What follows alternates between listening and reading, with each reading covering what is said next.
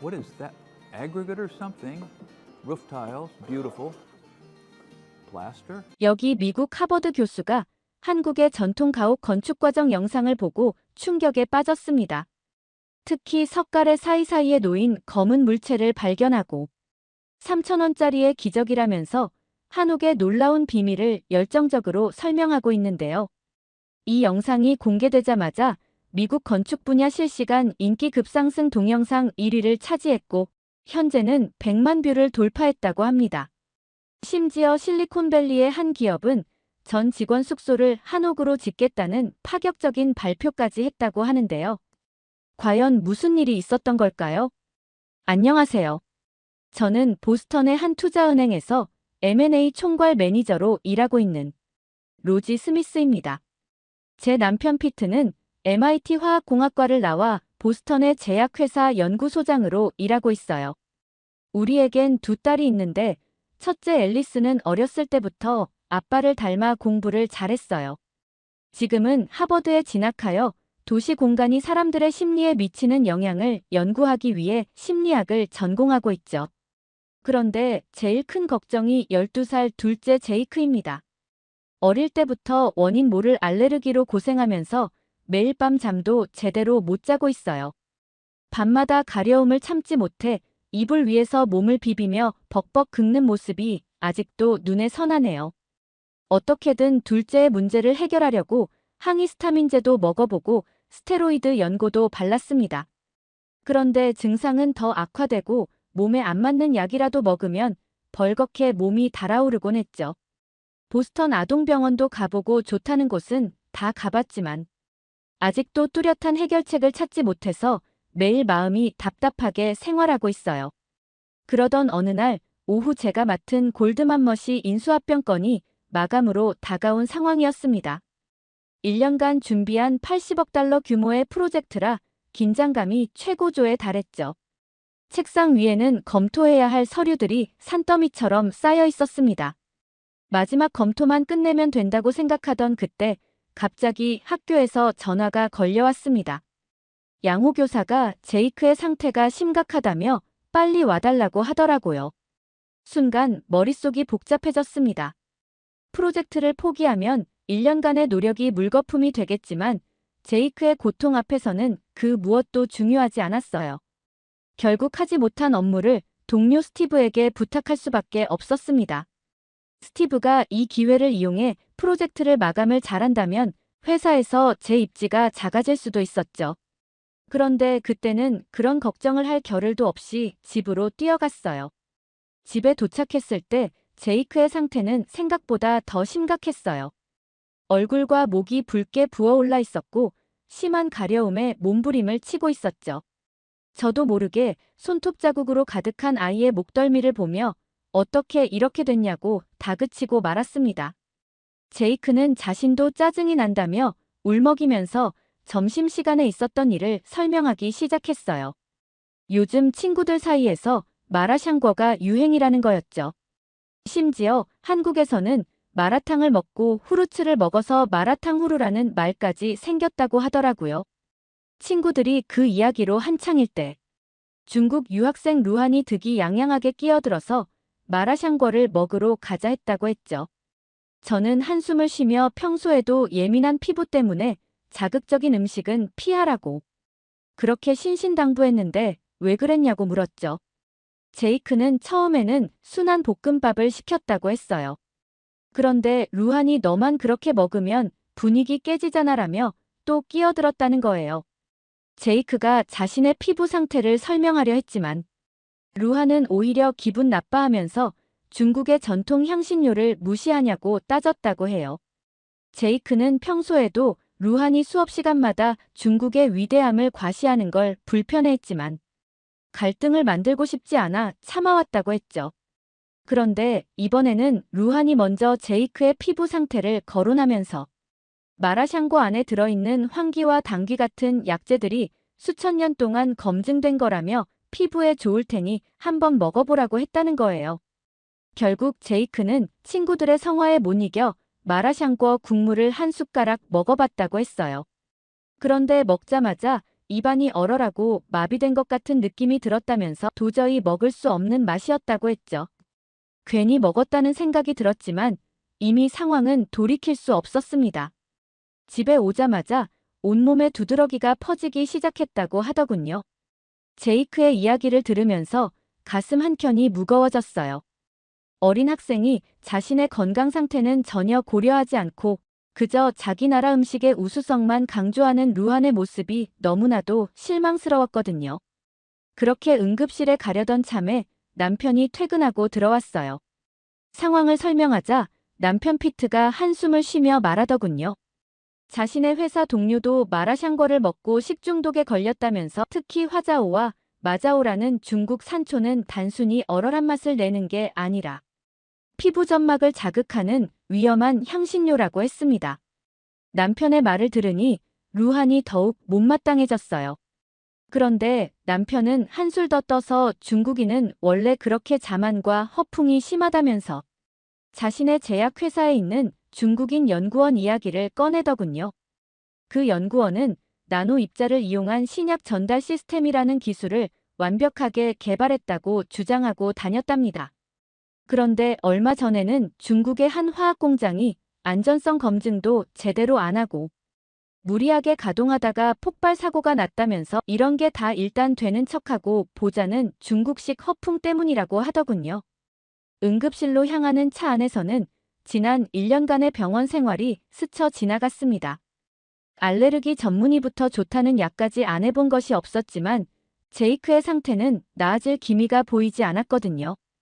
그저 조심하면서 사는 것만이 최선이었는데 이렇게 중국 음식 때문에 응급실로 가고 있다니 너무나도 허망했죠. 병원에서도 역시 향신료에 대한 심각한 알레르기 반응이라고 진단했습니다. 스테로이드 주사를 맞은 제이크는 조금씩 안정을 찾아갔지만 저의 마음은 더욱 무거워졌어요. 그날의 응급실 사건 이후로 일주일이 지났습니다. 그러던 어느 날 평소와 달리 큰딸 앨리스가 집에 친구를 한 명 데리고 왔죠.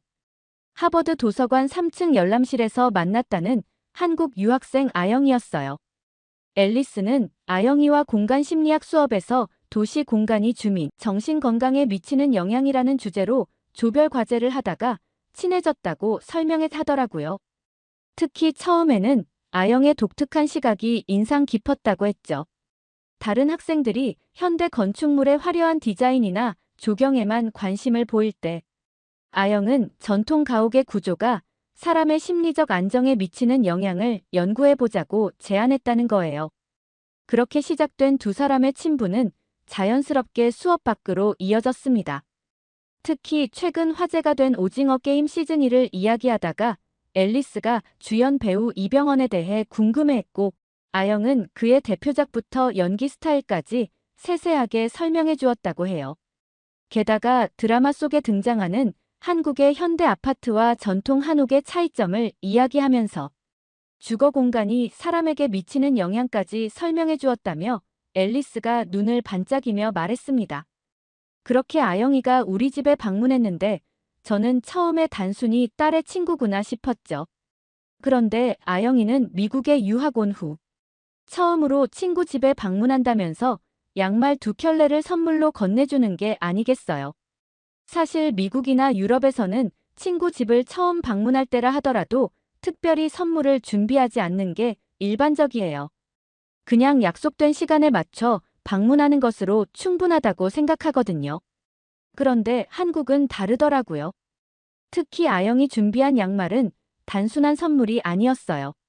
한자로 양말이 복복자를 연상시켜서 행복을 기원하는 의미도 담겨 있다고 했거든요. 처음 만나는 사람의 집을 방문하면서도 이렇게 따뜻한 마음과 의미를 담은 선물을 준비하는 모습에 저절로 감동하고 말았죠.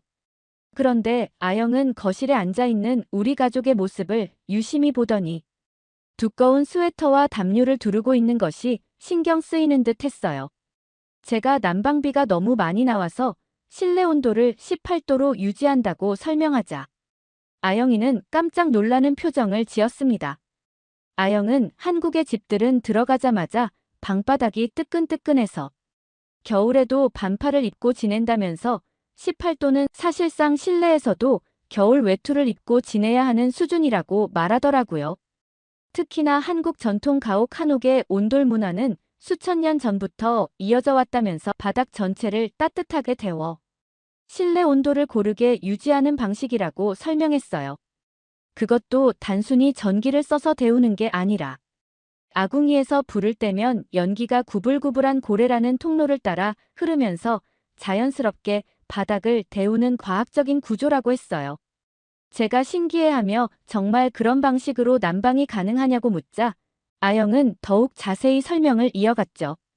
특히 한옥의 구조가 단순한 주거 공간이 아니라 건강에도 도움이 된다면서 천식이나 아토피 같은 호흡기 질환을 앓는 사람들이 한옥에서 지내면서 증상이 호전된 사례들을 이야기해 주더라고요. 심지어 서울대학교 의과대학에서도 한옥의 치유 효과에 대한 연구를 진행하고 있다면서 숯과 황토로 만든 벽이 실내 공기를 정화하는 원리까지 설명해 주었습니다. 그런데 솔직히 말씀드리면 그때는 저는 그저 예의상 듣는 척했어요. 현대의학도 해결하지 못한 문제를 한국의 옛날 집이 어떻게 해결할 수 있을까 하는 의구심이 들었거든요. 게다가 얼마 전 중국 유학생 루한이 보여준 과도한 자부심이 떠올라 이건 역시 동양인 특유의 전통 문화 자랑이 아닐까 하는 선입견도 있었죠. 특히 마라샹궈 사건으로 제이크가 고생했던 기억이 떠올라서 동양의 전통이라는 말만 들어도 경계하는 마음이 생겼죠. 그때 남편이 퇴근하고 들어왔어요. 아영을 보더니 앨리스의 친구구나 하며 반갑게 인사를 건넸죠. 아영이 하버드에서 건축공학을 전공한다고 하자 남편은 특히 최근 화제가 되는 친환경 건축에 대해 어떻게 생각하는지 물어보더라고요. 그렇게 대화는 자연스럽게 저녁 식사 자리까지 이어지게 되었습니다. 그런데 아영이 한옥의 친환경적 요소를 설명하기 시작하자 남편도 처음에는 제가 그랬던 것처럼 회의적인 표정을 지었어요. 특히 남편이 한옥의 숯 활용에 대해 과학적으로 증명된 자료가 있느냐고 날카롭게 물었죠. 그런데 아영이 마치 준비된 것처럼 논문들을 하나씩 인용하며 설명하기 시작하는 모습에 화학공학을 전공한 남편도 흥미로운 눈빛을 보이더라고요.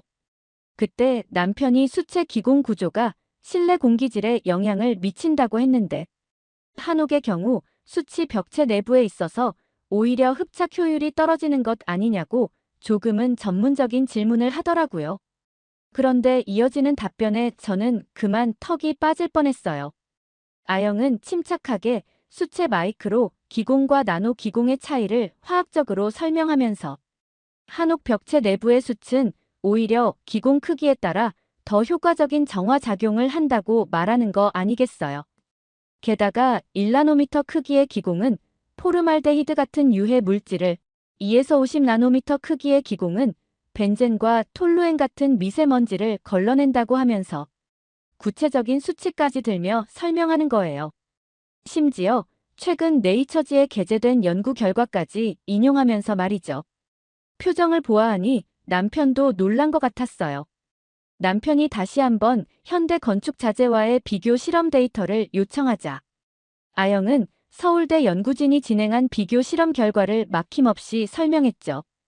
특히 현대 건축 자재 대비 유해물질 흡착률이 최대 300까지 차이 난다는 구체적인 수치까지 언급했죠. 특히 미국의 LED 인증 건물이나 독일의 패시브 하우스와 비교해도 실내 공기질 개선 효과가 월등히 뛰어나다는 연구 결과까지 덧붙이는 걸 보고 한국 학생의 똑똑함에 저도 모르게 입이 벌어지더라고요. 동시에 제 마음속 편견이 조금씩 무너져 갔었죠. 혹시 제이크의 알레르기도 이런 방식으로 개선할 수 있지 않을까 하는 희망이 생겼거든요. 남편도 고개를 끄덕이며 감탄사를 연발하다가 어떻게 건축공학을 전공하면서 화학적 메커니즘까지 이렇게 깊이 이해하고 있는 거냐고 물었어요. 그런데 아영은 겸손하게 웃으며 화학은 교양 수업으로 들었고 화학 교수인 아버지 덕분에 어려서부터 과학 서적을 많이 접했다고 설명하더라고요. 그러면서 자신이 좀 꼼꼼한 성격이라 관심 있는 분야는 깊이 파고드는 편이라고도 말했죠. 저는 아영의 말을 듣고 한국 학생들의 이런 겸손하면서도 깊이 있는 학구열에 저절로 감탄이 나왔습니다. 집에 오면서도 양말을 사오는 센스와 매너까지 정말 한국 사람의 매력에 푹 빠지게 되더라고요. 그런데 우리 가족의 호기심 어린 눈빛을 읽었는지 아영은 자신의 스마트폰을 꺼내더니 한 영상을 보여주었어요. 하버드 건축공학과의 카트 교수가 최근 유튜브에 올린 영상이었는데 조회수가 벌써 50만을 넘어섰다고 했습니다. 평소 전통 건축을 비과학적이라며 혹평하기로 유명했던 카트 교수가 한국 방문 후 완전히 달라져서 한옥의 우수성을 열정적으로 설명하는 모습이 담겨 있더라고요. 게다가 아영은 카트 교수가 최근 보스턴 근교에 한옥 체험관을 짓고 있다는 소식도 전해주었어요. 특히 교수가 자신의 20년 된 천식이 한옥 체험 일주일 만에 호전되는 것을 경험하고 나서 이 사실을 과학적으로 증명하고 싶다며 매주 주말마다 방문객들을 초대한다고 했습니다. 그러면서 아영은 수줍은 듯 웃으며 저희한테 말하더라고요. 자신이 카트 교수의 한옥 연구 프로젝트에 학생 연구원으로 참여하고 있는데 이번 주말에 저희 가족도 한옥 체험관에 방문해보는 게 어떻겠냐고 제안하는 거 아니겠어요. 특히 제이크의 알레르기 증상에 한옥이 어떤 영향을 미치는지 실제 경험해 볼 수 있는 좋은 기회가 될 거라고 덧붙였죠. 그날 밤 아영이 돌아간 후 우리 가족은 거실에 모여 오랜만에 진지한 대화를 나눴어요. 남편은 아영의 설명이 과학적으로 상당히 설득력이 있다고 했고 앨리스도 평소 알던 아영의 모습과는 또 다른 전문가다운 면모에 감탄했죠. 특히 제이크가 빛나는 눈으로 이번 주말에 한옥에 꼭 가보자면서 피부 질환에서 탈출할 수만 있다면 한옥에서 평생 살 수도 있겠다고 말하더라고요. 제이크의 말을 듣고 그동안 치료를 위해 현대 의학만을 고집했던 제 태도가 오히려 다른 가능성을 막고 있었던 건 아닐까 하는 생각이 들었어요. 그날 주말 한옥 체험관에 도착했을 때는 아영과 카트 교수가 나무로 된 대문까지 마중 나와 있었습니다. 교수는 반갑게 웃으며 제이크를 바라보더니 아영에게 이야기를 많이 들었다면서 호흡기 질환에는 한옥의 숲 공법이 특히 효과적이라고 제이크 어깨를 두드리며 말하더라고요. 한옥 안쪽으로 들어서자 깊은 처마 아래로 햇살이 부드럽게 스며들고 있었어요. 교수님의 설명 때문인지 뭔가 한옥에 들어서자마자 다른 건물과는 확연히 다른 공기가 느껴졌는데 마치 깊은 산속에 들어온 것처럼 상쾌하고 청량했어요. 특히 제이크가 코를 킁킁거리더니 평소 냄새에 민감한 자신의 코가 전혀 자극을 받지 않는다며 신기해했죠. 제이크의 모습을 보고 저도 모르게 이런 효과가 정말 과학적으로 입증된 것이냐고 물었더니 카트 교수는 고개를 끄덕이며 자신의 이야기를 들려주었습니다. 원래는 자신도 한옥의 효과를 전혀 믿지 않았다고 해요. 그런데 20년 된 자신의 천식이 단 일주일 만에 호전되는 걸 경험하고 나서야 한옥의 가치를 깨달았다고 했죠. 그러면서 교수는 들뜬 표정으로 휴대폰을 꺼내 최근 자신이 유튜브에 올린 한옥 분석 영상이 100만 뷰를 돌파했다며 보여주었어요. 영상 속에는 한옥 지붕을 시공하는 장면이 나왔는데 석가래 사이사이에 검은 숯을 정성스럽게 배치하는 모습이 인상적이었습니다. 그때 영상 속 카트 교수가 갑자기 영상을 멈추었어요. 그러면서 지붕 속 수채 배치가 단순한 건축 재료가 아니라 거대한 공기청정기 역할을 한다고 열정적으로 설명하더라고요. 특히 천장 위쪽에 설치된 숯은 실내 습도를 자연스럽게 조절하면서 곰팡이도 예방하고 각종 유해물질도 흡착한다고 설명했습니다. 카트 교수는 미국의 최신 공조 시스템이나 독일의 패시브 하우스도 이렇게 자연스러운 방식으로는 습도를 조절하지 못한다고 말했어요. 특히 현대 건축에서 가장 골치 아픈 문제인 실내 곰팡이 예방에도 탁월한 효과가 있다면서 최근 실내 공기질 측정 결과 유럽의 최고급 주거단지보다도 우수한 수치가 나왔다고 덧붙였죠. 그런데 무엇보다 정말 놀라웠던 것은 이 숯 한 포의 가격이 고작 3,000원이라는 사실이었어요. 남편 피트가 믿기지 않는다는 듯 눈을 크게 뜨며 그 정도 효과를 내는 재료가 그렇게 저렴할 수 있느냐고 물었어요. 그러자 카트 교수는 장난스러운 미소를 지으며 자신도 처음에는 이 가격을 듣고 실소를 금치 못했다면서 200평. 한옥의 지붕 전체를 시공해도 숯 비용이 150만 원 정도밖에 들지 않는다고 설명했죠. 순간 지난 5년간 제이크의 치료비가 주마등처럼 스쳐 지나갔습니다. 알레르기 전문의 진료비만 해도 한 달에 100만 원이 넘었고 각종 검사비와 약값을 더하면 매달 수백만 원씩 들어갔었죠. 그 많은 비용을 들였는데도 근본적인 해결책은 되지 못했던 현대의학 치료와 비교하면 한옥의 효과는 정말 믿기지 않는 수준이었습니다. 게다가 한옥의 벽면이나 바닥에도 숯을 시공할 수 있어서 집 전체가 마치 산속 깊은 곳에 있는 것처럼 자연 치유력을 발휘한다는 설명을 들으니 가슴이 쿵쾅쿵쾅 뛰는 것 같더라고요. 정말 5년간 찾아 헤맸던 해답이 이렇게 가까이에 있었다는 사실이 믿기지 않았죠. 그때 옆에서 듣고 있던 남편 피트가 호기심 어린 눈빛으로 고개를 갸웃거리며 실험 데이터의 존재 여부를 물었습니다. 교수는 마치 이 질문을 기다렸다는 듯 환한 미소를 지으며 다음 장면으로 넘겼어요. 휴대폰 화면에는 서울대학교 공대 연구진과 함께 진행한 한옥 실험 데이터가 나타났는데 현대식 건축 자재와 한옥 숲벽을 비교하는 장면이 나오더라고요. 그런데 데이터 수치는 더 놀라웠어요. 특히 전자현미경으로 촬영한 수채 단면이 마치 벌집처럼 수많은 구멍이 규칙적으로 배열되어 있었죠. 카트 교수는 이 구멍들이 바로 나노 기공이라고 설명하면서 이 미세한 구조가 실내 공기 정화의 핵심이라고 덧붙였어요. 그러면서 현대 건축 자재로는 상상도 할 수 없는 수준의 흡착력이 바로 이 나노 기공 구조에서 나온다고 하더라고요. 그때 아영이 차분한 목소리로 보충 설명을 덧붙였습니다. 숯은 마치 정교한 채처럼 크기가 다른 나노 기공들이 각각 다른 유해 물질을 걸러낸다고 했어요. 말을 이어가던 아영은 잠시 멈추더니 자신의 스마트폰을 꺼내 네이처지 최신호를 보여주었습니다. 표지에는 한옥 숲벽의 전자현미경 사진이 실려 있었고 전통 지혜의 과학적 재발견이라는 제목이 선명하게 박혀 있었죠. 아영은 살짝 붉어진 얼굴로 자신도 이 연구에 참여했다는 사실을 조심스럽게 덧붙였어요. 이 이야기를 곁에서 듣고 있던 피트의 표정이 점점 진지해졌습니다. 한참을 생각에 잠겨 고개를 끄덕이던 남편은 문득 떠오른 생각이 있는지 몸을 앞으로 기울이며 질문을 던졌어요. 벽체 내부에 있는 숯이 어떻게 그토록 효과적으로 작용할 수 있는지 화학공학자다운 날카로운 의문을 제기했습니다. 그러자 카트 교수는 답변 대신 저희를 숯벽 앞으로 안내했어요. 벽을 직접 만져보면 숯이 습도를 조절하면서 자연스러운 공기 순환이 일어나는 것을 체감할 수 있다며 설명했는데 실제로 만져보니 독특한 청량감이 느껴졌습니다. 마치 깊은 숲속에 있는 듯한 상쾌함이 손끝으로 전해져 왔어요.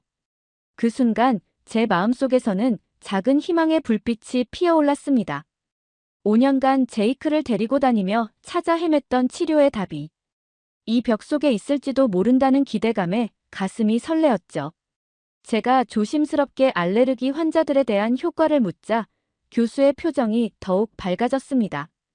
보스턴 종합병원과의 공동 임상실험 결과를 언급하며 70%의 호전율과 아토피 환자들의 투약량이 40% 감소했다는 놀라운 통계를 전했어요.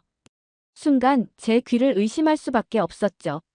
지금까지 수많은 병원과 치료법을 찾아다녔지만 이런 높은 호전율은 들어본 적이 없었거든요. 심지어 유명하다는 독일 클리닉에서도 20% 정도의 호전을 기대하기 어렵다고 했었는데 이런 수치라면 정말 혁명적인 변화가 아닐 수 없었죠. 저희는 쏟아지는 새로운 정보와 놀라운 가능성에 더 이상 망설일 수 없어서 그 자리에서 숙박을 결정했습니다. 체크인을 하자마자 제이크의 변화가 눈에 띄게 나타났어요. 평소라면 실내에 들어갈 때마다 코를 훌쩍이고 기침을 하곤 했는데 이상하리만치 편안한 표정이었습니다. 그날 밤 제이크는 깊은 잠에 빠져들었어요. 밤새 가려움으로 뒤척이던 모습은 온데간데 없이 사라졌고 다음날 아침에는 처음으로 긁지 않고 잘 수 있었다며 밝은 목소리로 말했습니다.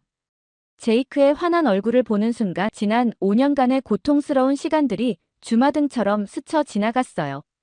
수많은 병원을 전전하고 셀 수 없이 많은 약을 시도했지만 찾지 못했던 답이 바로 여기 5천년의 지혜가 담긴 한옥 안에 있었다는 사실에 눈시울이 뜨거워졌습니다. 현대 의학의 한계를 한국 전통 건축의 지혜가 이렇게 간단히 뛰어넘을 수 있다는 게 놀라웠어요. 그러면서 첨단 기술만이 답이라 생각했던 제 편견이 부끄러워지는 순간이었어요. 카트 교수의 영상은 순식간에 더욱 뜨거운 화제가 되었어요.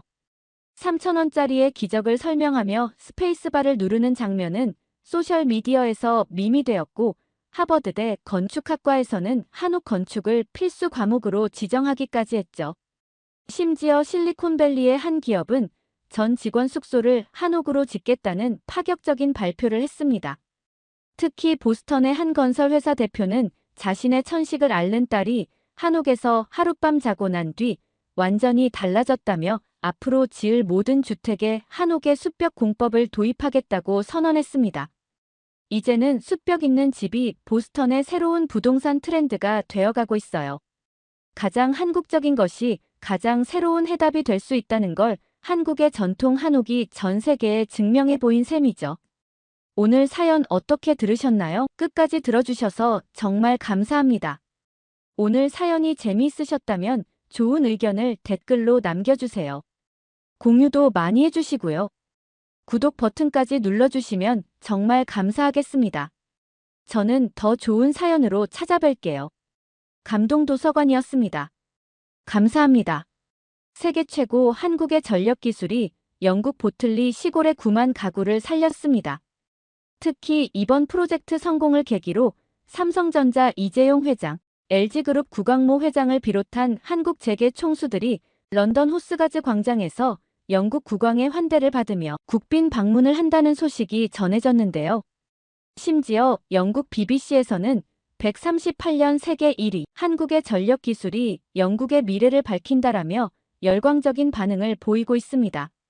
도대체 무슨 일이 있었는지 지금 바로 알아보겠습니다. 안녕하세요. 저는 영국 보틀리 전력청의 수석 자문관 트레이스 와일스라고 합니다. 35의 나이의 고향인 보틀리에서 전력 문제를 해결하기 위해 노력하는 공무원이죠. 제가 태어나고 자란 고향인 보틀리는 옥스퍼드셔 외곽의 작은 시골 마을이에요. 인구가 2만 명 남짓한 조용한 시골 마을이지만 1880년대 영국 최초로 수력 발전소가 세워진 곳으로 영국에서도 역사적으로 중요한 곳입니다. 그런데 아이러니하게도 보틀리는 지난해에만 138번의 정전 사고를 겪었어요.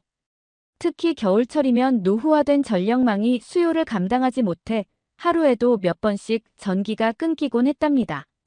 그런데 한국의 LS 일렉트릭이 최근 설치한 ESS 발전소가 이런 보틀리의 고질적인 전력난을 말끔히 해결해 주었죠.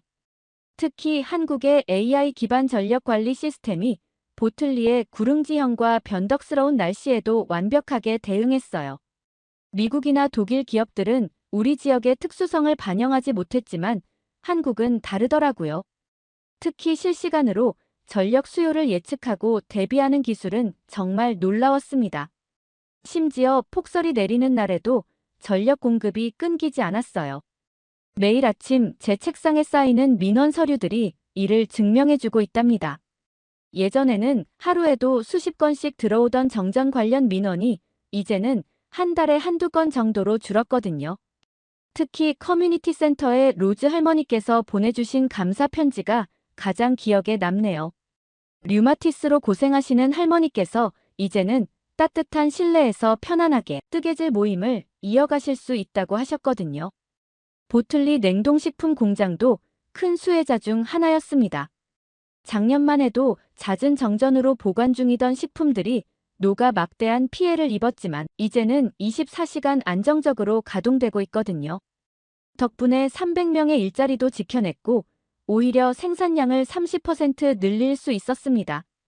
그런데 한국의 도움은 여기서 그치지 않았어요. ESS 발전소 운영을 위해 젊은 기술자들을 파견해 주었고, 우리 지역 청년들에게 기술 교육까지 제공해 주었죠. 특히 매달 진행되는 한영 청년 기술 교류 프로그램은 제가 전력청 자문관으로서 지역 에너지 정책을 수립하는 데 얼마나 큰 도움이 되었는지 말로 다 할 수 없더라고요. 사실 이 모든 변화의 시작은 지난해 런던 에너지 솔루션 컨퍼런스에서 만난 LS 일렉트릭의 정한욱 팀장과의 만남으로부터 시작됐어요. 당시 저는 보틀리의 심각한 전력난을 해결하기 위해 해외 성공 사례를 찾고 있었죠. 컨퍼런스장에서 정 팀장은 한국의 제주도에 설치된 ESS 시스템이 어떻게 섬 전체의 전력 문제를 해결했는지 발표하고 계셨어요. 그런데 제가 보틀리 지역은 구릉지가 많고 습도가 높아서 전력 설비의 부식이 심한데 과연 한국의 기술이 이런 환경에서도 잘 적응할 수 있을지 질문을 던졌죠. 그러자 정 팀장님은 미소를 지으며 제주도야말로 세계에서 가장 습하고 바람이 거센 지역 중 하나라고 말씀하시는 거예요. 순간 저는 가슴이 뛰기 시작했어요. 수년간 찾아 헤매던 해답이 눈앞에 있다는 직감이 들었거든요. 그런데 더 놀라운 건 정 팀장님이 발표가 끝나자마자 직접 보틀리를 방문하겠다고 말씀하시는 거였어요. 한국 기업의 임원이 이렇게까지 작은 시골 마을에 관심을 가진다는 게 신선한 충격이었죠. 작년 일본 기업과 미팅을 했을 때는 도쿄 지사에서 형식적인 제안서만 보내고 끝이었거든요. 심지어 2년 전 독일 기업을 접촉했을 때는 영국 본토 외곽이라는 이유로 아예 미팅조차 거절당했던 기억이 났어요. 컨퍼런스가 끝난 후 저는 보틀리로 돌아가는 기차 안에서 깊은 생각에 잠겼어요.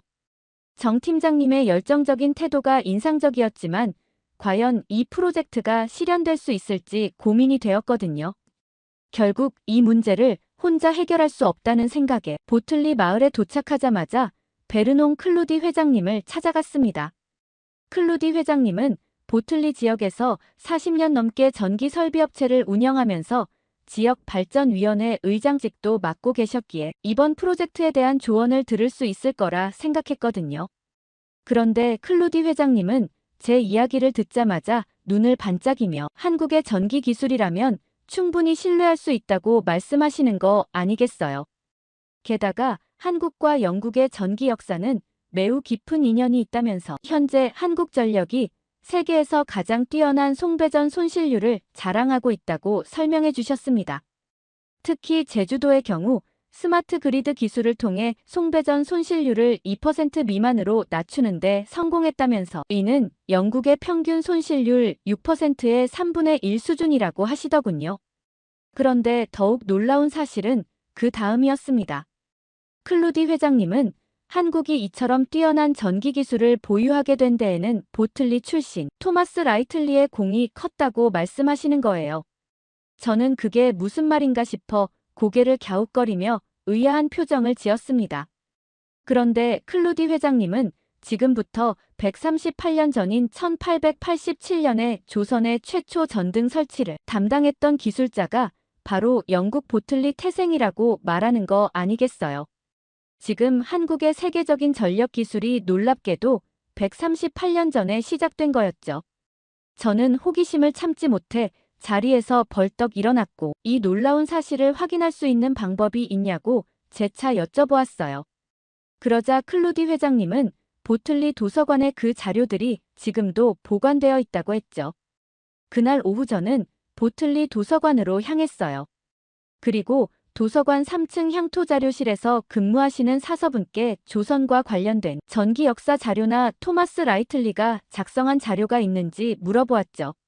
그런데 그 사서는 잠시 저를 바라보더니 무슨 일 때문에 라이틀리의 자료를 찾는 건지 물어보는 거예요. 저는 보틀리의 전력난 해결을 위해 한국 기업과 협력을 추진 중인데 과거 한영 전기 교류 역사를 조사하고 있으며 필요하다면 관련 논문도 쓸 계획이라고 설명했죠. 그런데 그 사서는 자신이 토마스 라이틀리의 증손자인 애덤 라이틀리라고 말하는 거 아니겠어요. 순간 저는 숨이 멎는 듯 했습니다. 마치 소설 속 장면처럼 느껴졌고 이런 우연이 있다는 게 믿기지 않았거든요. 저는 흥분된 목소리로 조심스럽게 혹시 증조부님의 자료들을 볼 수 있을지 여쭤보았습니다. 라이틀리 사서는 잠시 깊은 생각에 잠기더니 눈가에 미소를 띄우며 고개를 끄덕였죠. 그러면서 그 자료들을 개인적으로 보관하고 있다면서 저를 도서관 지하 수장고로 안내했어요. 수장고 깊숙한 곳에서 라이틀리 사서는 오래된 참나무 책장 뒤편에 숨겨져 있던 철제 상자를 꺼냈습니다.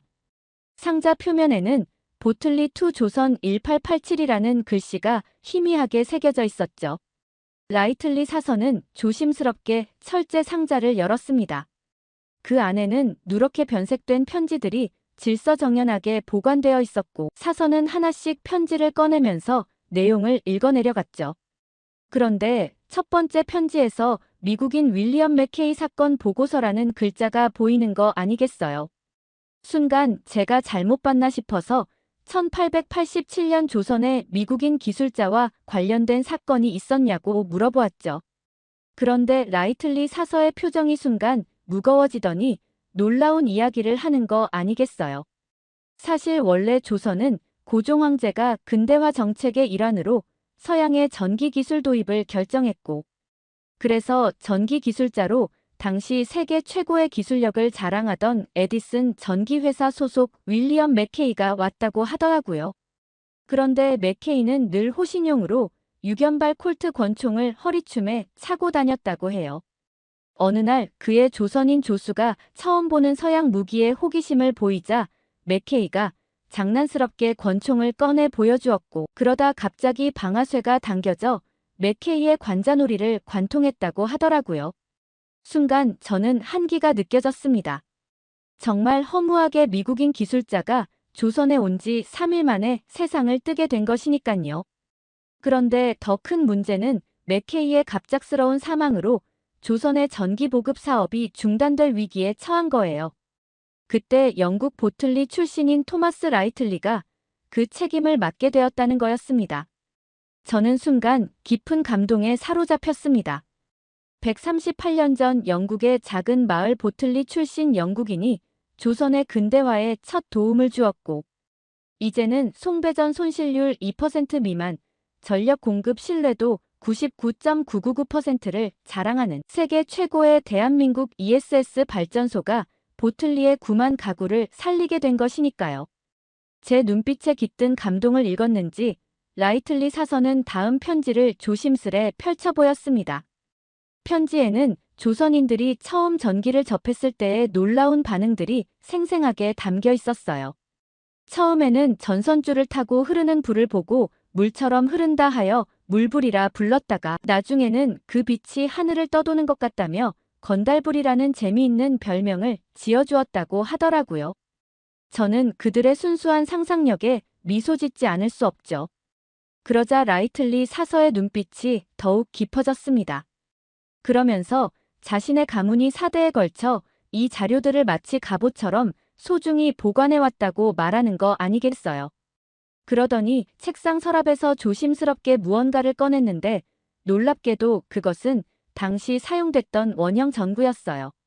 저는 숨을 죽이며 그 역사적인 유물을 바라보았죠.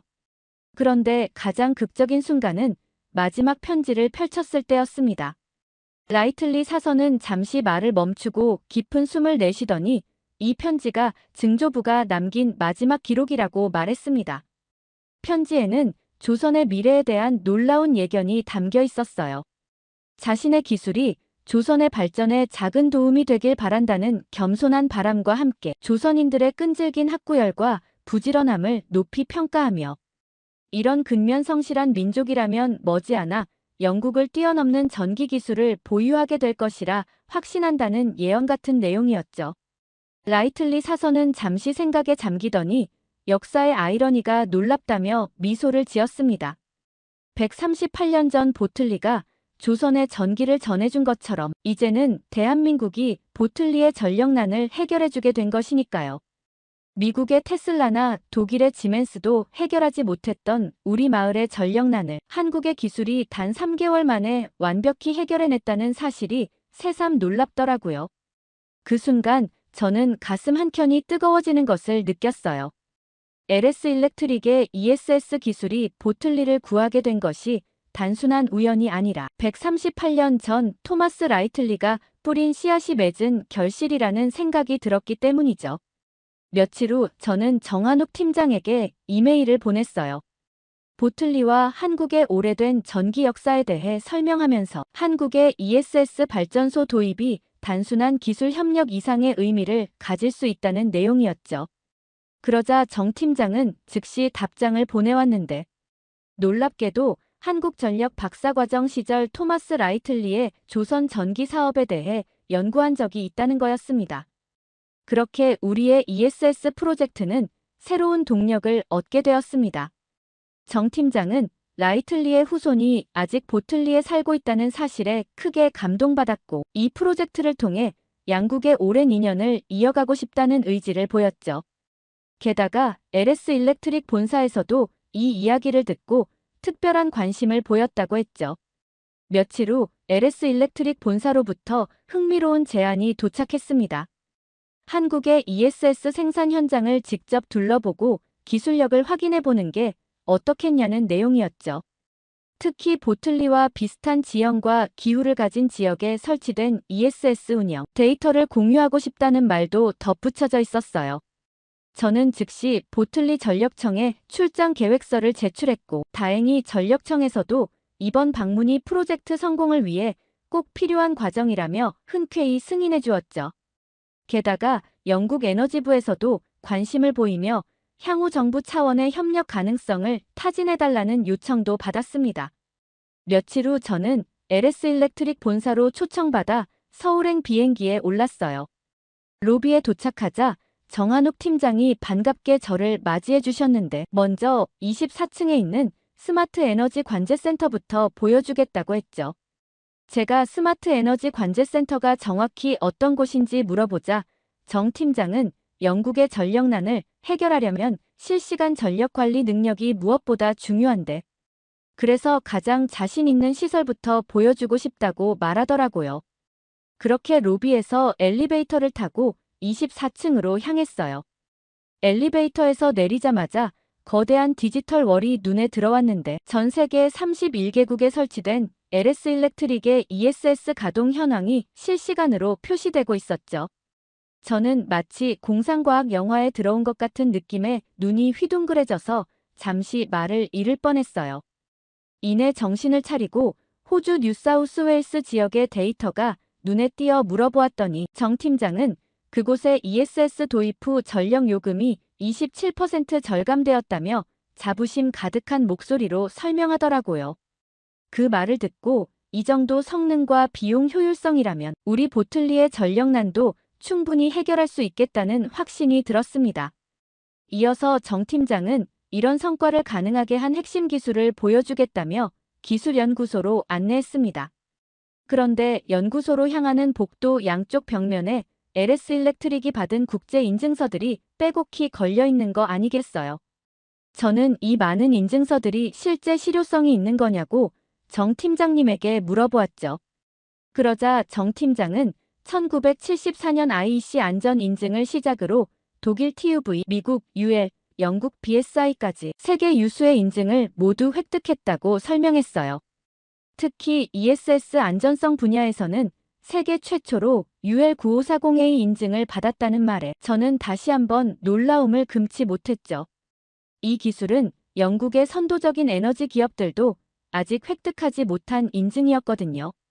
정 팀장님은 특히 복도 제일 끝에 걸린 ESS 안전성 부문의 독일 TÜV 인증서를 자랑스럽게 보여주면서 충방전 효율 95%와 20년 이상의 수명이라는 놀라운 스펙을 설명하더라고요.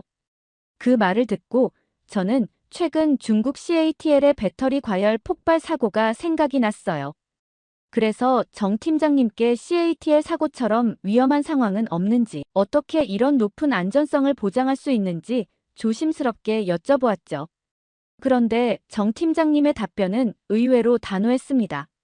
중국은 아직 대량 생산에만 치중하다 보니 안전성 검증이 미흡한 단계라고 하시더군요.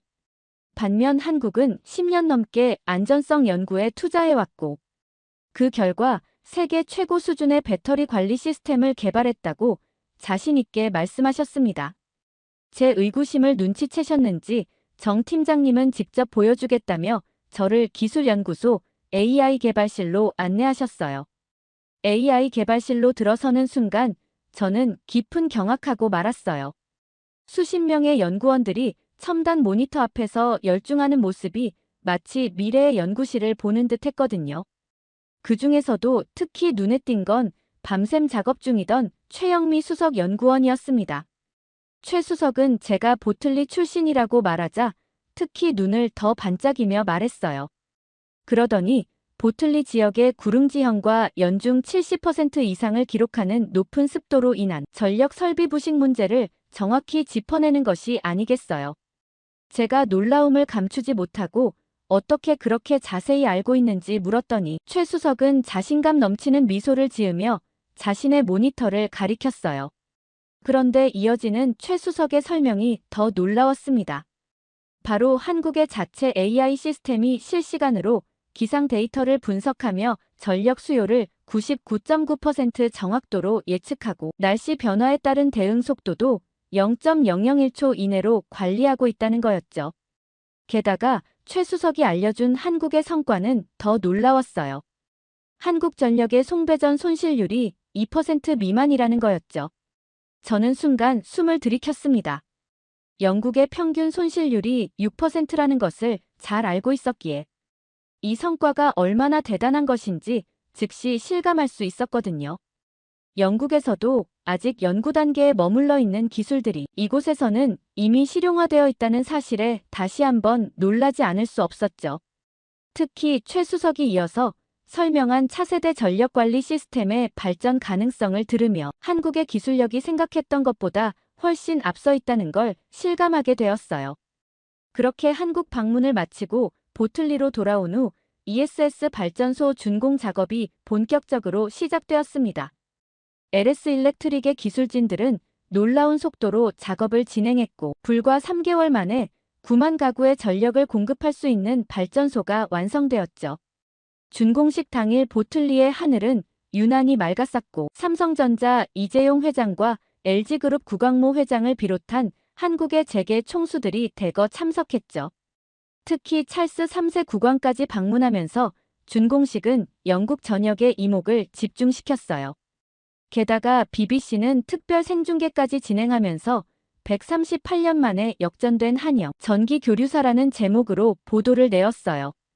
특히 이재용 회장은 축사에서 보틀리와 한국의 인연을 언급하며 138년 전 토마스 라이틀리가 조선에 전해준 전기의 불씨가 이제는 세계 최고의 기술이 되어 다시 보틀리를 밝히게 되었다고 말씀하셨어요. 그렇게 세계 최고 전력 기술로 지어진 대한민국의 LS ESS 발전소 가동 이후 보틀리의 모습은 완전히 달라졌어요. 겨울철 정전 사고가 단 한 건도 발생하지 않았고 전력 요금도 평균 32%가량 절감되었죠. 심지어 냉동식품 공장은 생산량을 50% 늘리면서 신규 일자리 200개를 추가로 창출했답니다. 보틀리 마을 주민들의 반응은 더 뜨거웠어요. 지난주 보틀리 메인 광장의 주민 공청회장에서 평소 꼼꼼하고 까다로운 성격으로 유명한 닉 맥버니 씨의 발언이 인상적이었죠. 특히 그는 처음에는 한국의 기술력을 의심했었다고 고백하면서도 이제는 매일 아침 전기 걱정 없이 여유롭게 커피를 내리는 일상이 정말 행복하다며 잔잔한 미소를 지었어요. 매주 화요일마다 로즈 할머니의 뜨개질 모임은 예전에는 난방비 부담으로 한 달에 한두 번 정도만 모임을 가졌지만 이제 따뜻한 실내에서 도란도란 이야기꽃을 피울 수 있게 되었죠. 특히 엘리자베스 윌슨 할머니는 손가락 관절염 때문에 고생했는데 추운 날씨에도 따뜻한 실내에서 뜨개질을 할 수 있게 된 건 다 대한민국 덕분이라고 말하더라고요. 이제 보틀리는 단순한 전력 공급을 넘어 한영 청소년 기술 교류 프로그램이 정식으로 출범했고 매년 20명의 보틀리 청년들이 한국의 선진 전력 기술을 배우러 떠나게 되었죠.